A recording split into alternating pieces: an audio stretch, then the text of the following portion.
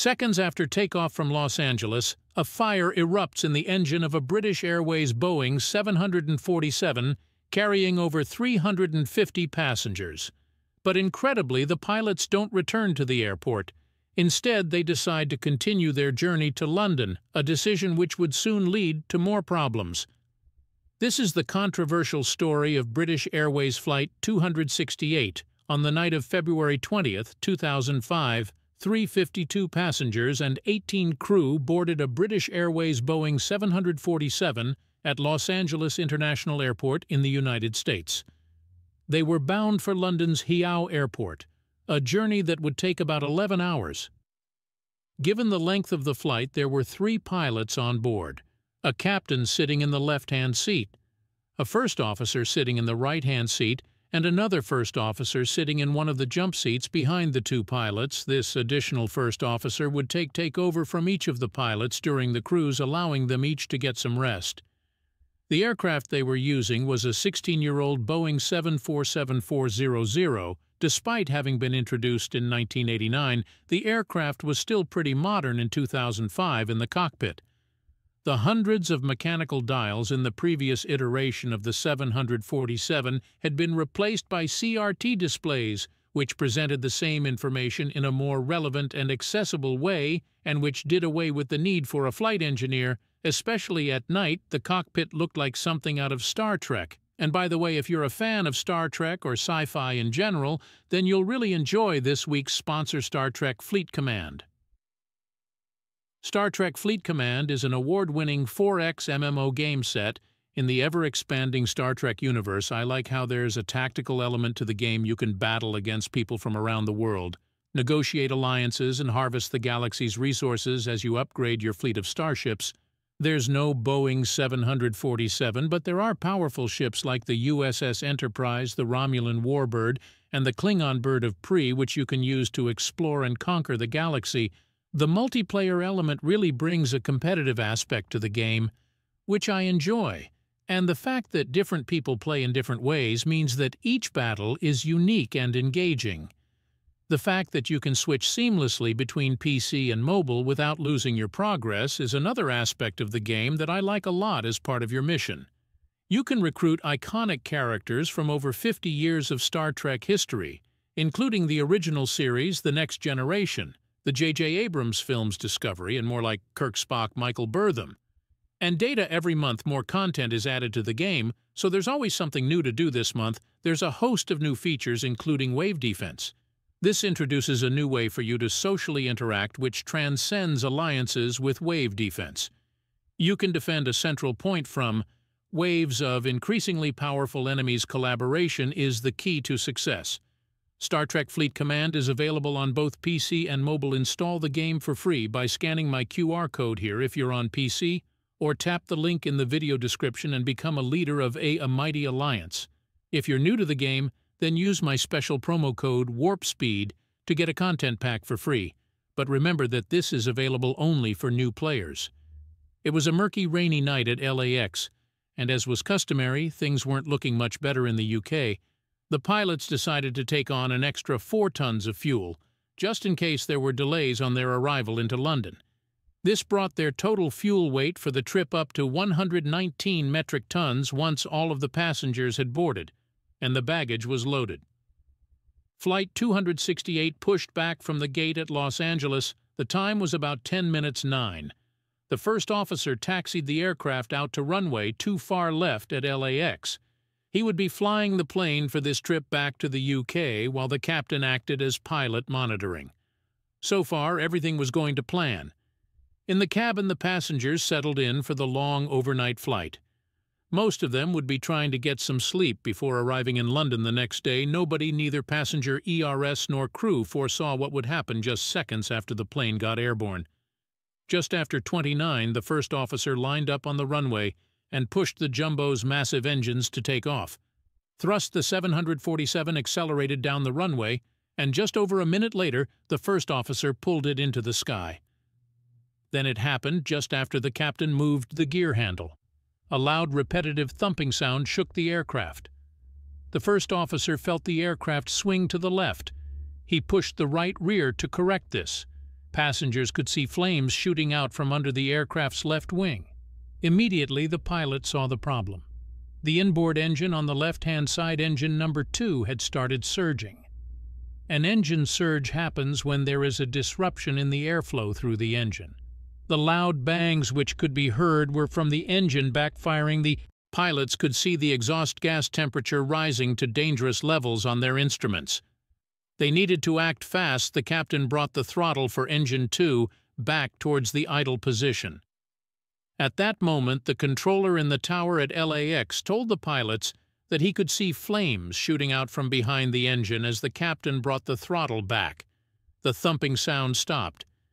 The captain had experienced an engine surge in flight before, but the 2 other pilots had only experienced it in the simulator. While this was frightening, it was not an emergency per se. The 747 has 4 engines and can fly very well on just 3, but if a fire developed in the engine or if whatever had caused the surge began to affect the other engines, the pilots would need to declare an emergency.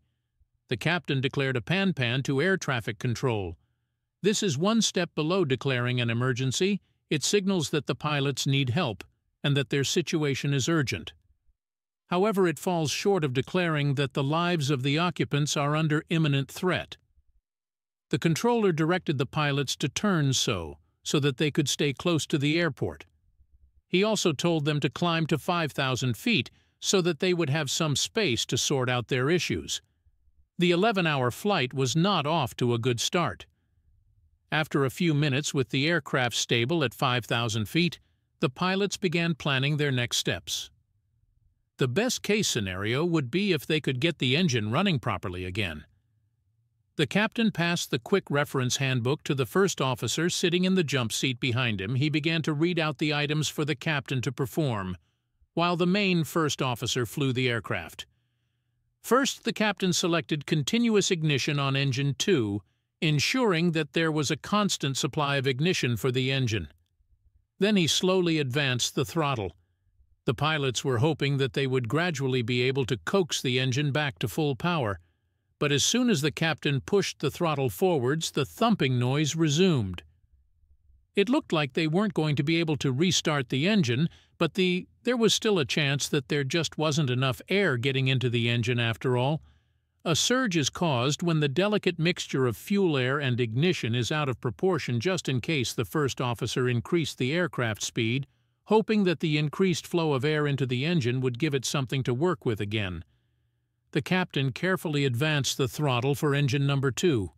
But just like it had the previous time, the spotting resumed. The pilots had no choice. There was something seriously wrong with the engine. They would not be able to restart it. Reluctantly, the captain brought the throttle to idle and cut off the fuel supply to the engine. 2 wound down. Flight 268 was now flying on 3 engines. With the technical part of the troubleshooting out of the way, the pilots now had a different decision tree to work through. And for this they would draw not mainly on checklists, but on their own experience. If they had been flying a 2-engined aircraft like the Boeing 777, the British Airways also uses on its long-haul routes, the course of action at this point would be very clear. With just 1 engine working, they would simply dump fuel and return to Los Angeles. But on a 4-engined aircraft, the loss of an engine isn't anything close to as big of a deal as it is on a 2-engined aircraft. And weirdly, that put the pilots in a more difficult position because with 3 engines still working, there was a chance that they could make it to Heathrow, so they now had a decision to make. Should they continue the flight to Heathrow, or should they go back and land at LAX? To figure this out, the pilots first needed to gather some information. The captain sent the first officer in the jump seat back into the passenger cabin to brief the chief flight attendant, known as the cabin service director, and to look out some passenger windows to check for any damage. Meanwhile, up in the cockpit, the captain and first officer began weighing up their options. The first thing they had to determine was whether the plane would even make it a heathrow on 3 engines. That's because 3 engines don't have enough power to allow the plane to fly at its normal cruising altitude, where the air is thin and the engines use less fuel. Instead, they would have to cruise at a lower altitude where the air is denser and the fuel consumption is greater. After programming the engine loss into their flight management computer, it told them that they would arrive at Heathrow with 7 tons of fuel remaining. This was higher than the 4.5 tons which was legally required. So from that very basic standpoint of fuel, the pilots were okay to continue to Heathrow. But there was much more which the pilots would have to consider than just fuel.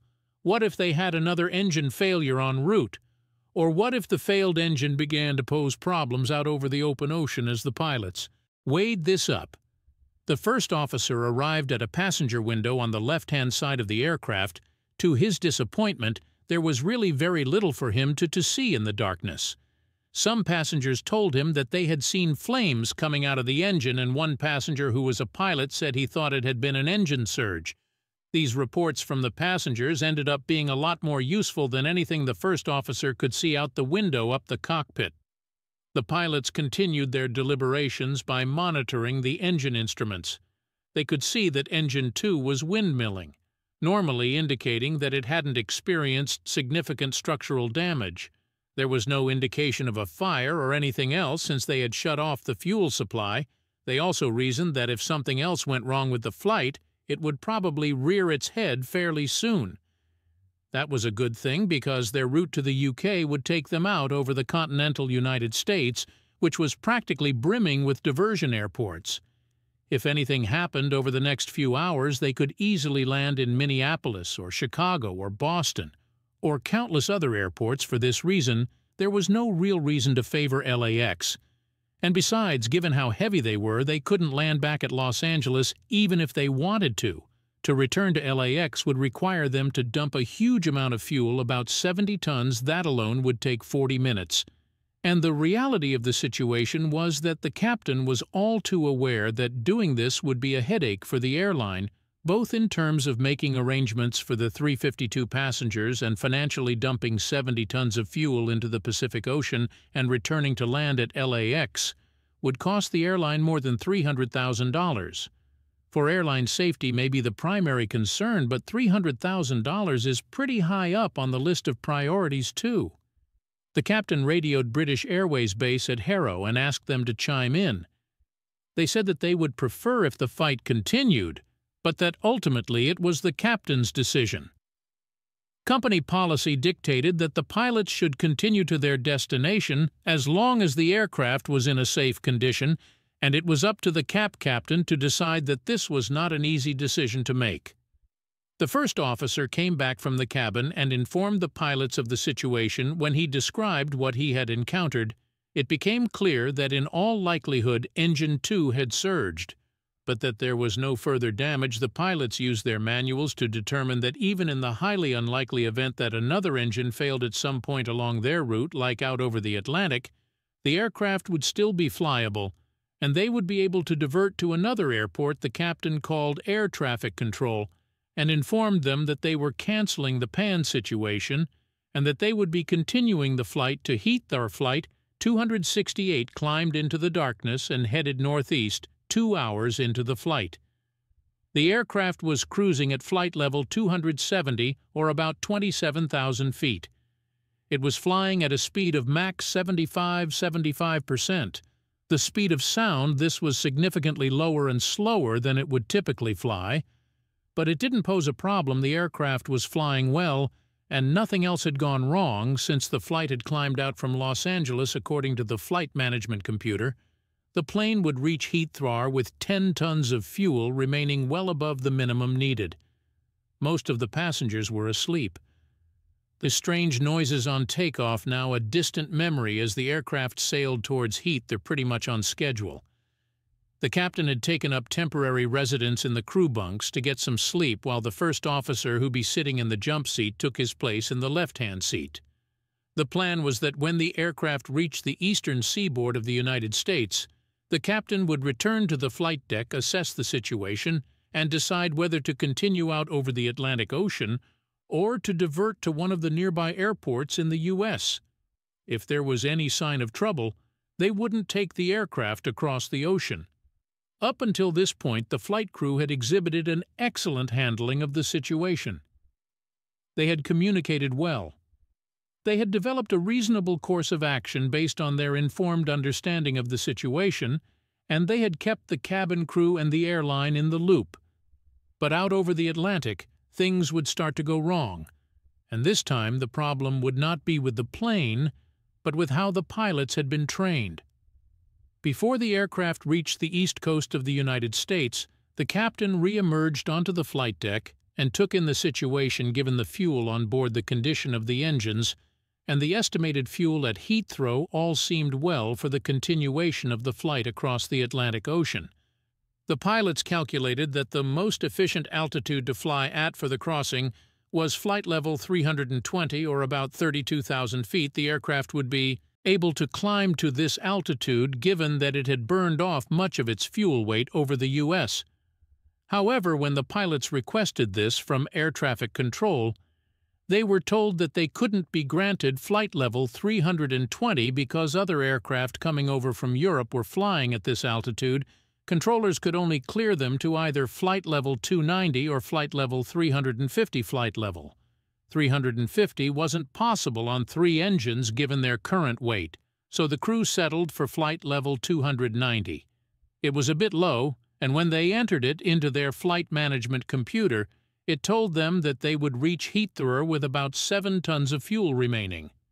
This was just above what the pilots had decided on as their minimum landing fuel of 6.5 tons. It was looking like it would be a bit of a tight squeeze. But as long as the plane performed as expected, they should make it to heat. All appeared well, as the 747 cruised high above the Atlantic into the sunrise of February 21, 2005. The pilots monitored the fuel in each of the aircraft tanks and made sure that the extra fuel from Tank 2, the tank associated with the failed engine, was distributed evenly to the other tanks by using the jettison override pumps. This procedure was perfectly okay for the stage of the flight, but it would soon pose problems for the crew hours later, as Flight 268 near the coast of Ireland, it had 12 tons of fuel remaining. The crew had climbed to flight level 350 by this point, saving them some fuel. However, they now had a headwind, and it was stronger than forecast. Their flight management computer was now predicting that they would have 6.5 tons of fuel upon landing in Harrow. This was the figure they had decided on as their minimum fuel, and the point at which they would need to divert. Reluctantly, the crew decided that they would need to divert to Manchester. They informed their traffic control and programmed this new route into their computer. The FMC gave a landing fuel at Manchester of 7 tons. This was just 500 kilograms more than they would have if they landed at HRO, the plane's original destination. But margins of safety exist for a reason, and bending them has led to many accidents in the past. So the crew began their diversion. As the aircraft descended, a problem emerged. Tank number 2 had stopped feeding fuel into the other tanks. The pilots were already lower on fuel than they wanted to be. The last thing they needed was to be unable to access the remaining fuel. In tank number 2, their situation had just gone from bad to worse for the second time on the flight. The captain declared a pan to air traffic control. He needed to be given priority to land. The controller cleared him to a point 10 miles from A-05 left at Manchester. The crew were grateful that they were already descending. Planes typically descend at or near idle power, meaning that fuel usage is minimal. Nonetheless, a warning then appeared on the pilot's central display telling them that the plane was running low on fuel. Tank number 4 had just 900 kilograms of fuel left. The pilots didn't realize it. But an issue with British Airways manuals had caused this fuel imbalance problem. These instructed the crew to use the jettison pumps on tank number 2, which they had been doing in order to transfer fuel from it to the other tanks. This was different than the instructions in Boeing's manuals, which said that in order to get fuel to feed from an inboard main tank like tank number 2 to an outboard main tank like tank 4, it was necessary to take the aggressive action of selecting both main pumps in the outboard tank. The pilots didn't do this because they were afraid that doing that would make one of the tanks run dry. It was something they might have considered in more detail if they weren't already busy with the aircraft during the descent and diversion into Manchester. To address the low fuel quantity warning, the pilots turned all main fuel tanks on and opened the crossfield valves. This allowed the fuel to flow freely between the tanks and ensured that each of the 3 working engines would be fed fuel at this point still. In the descent towards Manchester, the captain was growing concerned that he might not be able to make it to the airport with the legal minimum of 4.5 tons of fuel. He had not anticipated problems with the fuel balance, and he certainly hadn't expected to get the low fuel quantity warning. This was a far cry from the 10 tons of fuel he was supposed to have had upon landing at Heathrow, just in case he declared a Mayday, a full emergency to air traffic control, as per British Airways procedures. For an emergency, he took over from the first officer and began flying the aircraft in the back of the plane. All the passengers knew was that they were diverting to Manchester. In the cockpit, a tense few minutes passed as the pilots configured the aircraft for landing and continued to monitor their fuel situation. The first officer was handling the radios, and the other first officer in the jump seat was assisting the pilots with the increased workload from the emergency diversion. At 5 minutes 4 local time flight, 268 finally touched down in Manchester. All 352 passengers and 18 crew had arrived safely. As it turns out, in the end, the pilots had landed with 5.8 tons of fuel, remaining slightly more than the minimum required. But the story doesn't end here. The U.S. Federal Aviation Administration ended up bringing a court case against British Airways, accusing it of operating an aircraft in an unworthy condition. BA maintains that the pilots of Flight 268 operated the aircraft in a safe manner and in accordance with company procedure. However, the bad publicity which this incident caused led to BA adding one more consideration to the operational factors that the crew and the airline must take into account when making a decision to proceed or divert the potential passenger and public perception of doing so. If you're wondering what the current handling of such a situation would be, today is BA's then head of safety and security.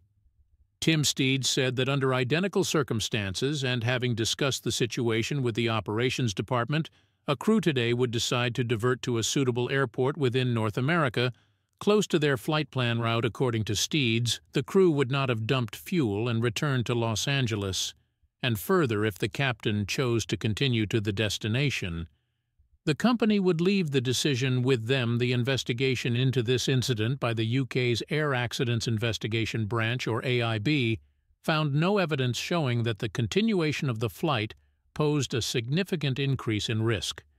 However, it did uncover deficiencies in the pilots' training regarding fuel management.